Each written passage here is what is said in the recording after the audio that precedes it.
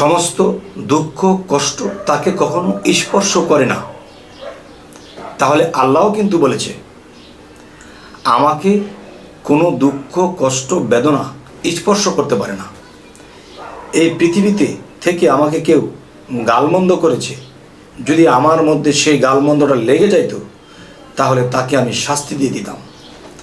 যদি আমাকে কেউ গালমন্দ করে তার গালমন্দ আমি আল্লাহ পর্যন্ত পৌঁছায় না। যেমন ফেরেশতাদের মধ্যে কেউ বলেছিল যে হে আল্লাহ, আপনাকে তো দুনিয়ার অমুক মানুষে আপনাকে গালমন্দ করেছে। তখন তাদের কাছে উত্তর দিলেন যে দেখো, যারা আমাকে গালমন্দ করেছে তাদের গালমন্দ আমার পর্যন্ত পৌঁছায়নি, কেননা তাদের গালমন্দ হইতে এবং তাদের হইতে আমি অনেক ঊর্ধ্বে। তাদের গালমন্দ আমি আল্লাহ পর্যন্ত কখনোই পৌঁছাবে না। আচ্ছা, তাহলে এই পৃথিবীতে যদি কেউ মুহাম্মদ সাল্লাল্লাহু আলাইহি সাল্লামের গুণ লাভ করে, সে ঘুরে ফিরে মানুষেই থাকবে। আর যদি কেউ আল্লাহর গুণ লাভ করে, সে আল্লাহতেই বিলীন হবে। সেটি কেমন? আল্লাহ বলেছে দুঃখ কষ্ট আমাকে স্পর্শ করে না, কারো আঘাত আমার লাগে না। তাহলে বোঝা গেল এই পৃথিবীতে কোনো মানুষ কারো আঘাত, কেউ কাউকে বকা দিয়েছে, কেউ কাউকে আঘাত করেছে, সে এই বকাটা নেয়নি, সে এই আঘাতটি আঘাত মনে করেনি এবং সে ক্ষুধার্ত হয়ে দিন কাটাচ্ছে, কিন্তু হাসি মুখে চলছে। তখন এই গুণগুলো কার? আল্লাহর। আল্লাহ কি বলেছে? আমি কখনো ক্ষুধার্ত হই না, আমাকে তৃষ্ণায় পায় না, আমাকে দুনিয়ার লোভ লালসা গ্রাস করতে পারে না। তাহলে এই পৃথিবীতে কোনো মানুষের মধ্যে যদি এই লক্ষণগুলো দেখা যায়, বা আপনিও যদি পারেন, বা আমার মধ্যেও যদি থাকে, তাহলে সেই ব্যক্তিগুলো আল্লাহর সাথে বিলীন হবে। কারণ একটা হলো মুহাম্মদের খাসিয়ত, আর একটা হলো আল্লাহর খাসিয়ত। তাহলে আল্লাহর গুণ, আল্লাহর খাসিলত যার মধ্যে এসে যাবে, সে আল্লাহতে মিশবে।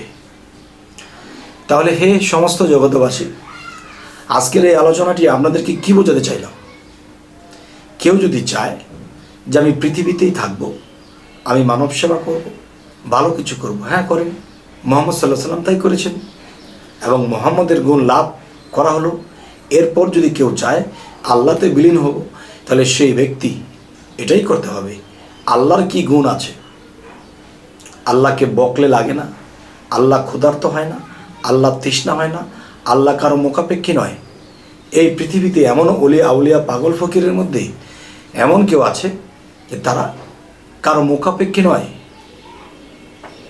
যে সামনে কিছু উপস্থিত হয়েছে, খেয়েছে, না পেয়েছে না খেয়েছে, কিন্তু আল্লাহ কিন্তু তাদেরকে না খাইয়ে রাখে না, আল্লাহর খাজানা থেকে খাবার এসে যায়। যাই হোক, হে সমস্ত জগতবাসী, যদি এমন কোনো ধারণা, এমন কোনো বিষয় থাকে যে পৃথিবীতে এত আপন মানুষ পর হয়ে গেছে, এত কিছু মানুষের জন্য করেছি, সেই মানুষ আমার দুর্নাম করেছে, মানুষ আমাকে ভালো দেখে না, তখন সব ছেড়ে দেন। যে আপনাকে ভালোবাসলো না, সে আপনার উপকার করলো। যে আপনাকে আঘাত করলো, সে আপনার উপকার করলো, আর সে নিজে ক্ষতিগ্রস্ত হলো। আচ্ছা, যদি আমরা আল্লাহতে বিলীন হতে চাই, তাহলে আমাদের মধ্যে এই স্বভাব আনতে হবে। দুনিয়ার লোভ লালসা কোনো কিছু এখানে গ্রাস করবে না, কারো কথায় আমার রাগ উঠবে না, কারো আমি প্রতিশোধ দেব না, কাউকে আমি ক্ষতি করব না।